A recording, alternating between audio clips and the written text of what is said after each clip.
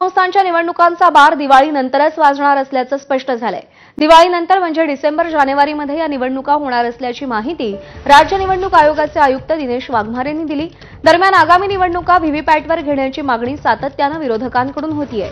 मात्र निवडणुकांसाठी व्हीव्हीपॅट नसल्यानं निवडणूक आयोगानं स्पष्ट केलंय, तर नव्या प्रभाग रचनेनुसार आगामी निवडणुका होणार आहेत। सगळ्या निवडणुका एकत्रित घेणं शक्य नसल्यानं निवडणुका टप्प्याटप्प्यानं होणार आहेत। दिवाळीनंतर आधी जिल्हा परिषद किंवा नगरपालिकांच्या निवडणुका आणि शेवटी म्हणजे डिसेंबरच्या आसपास महापालिकांच्या निवडणुका होण्याची शक्यता आहे।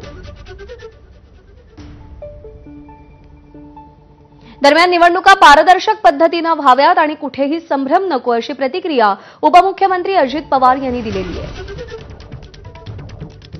राज्यातल्या निवडणुका वाघमारे यांच्या नेतृत्वाखाली होणार आहेत। आता त्यांनी काय सांगितलं मी ते काय ऐकायला नव्हतं, परंतु माझ्यासारख्या कार्यकर्त्याची हीच भावना आहे, पारदर्शकपणे निवडणुका व्हाव्यात, त्याच्यामध्ये कुणालाही शंकेला जागा नसावी आणि तशा पद्धतीनं निवडणुका व्हायला आपल्या महाराष्ट्रामध्ये काही हरकत नाही असं मला वाटतं।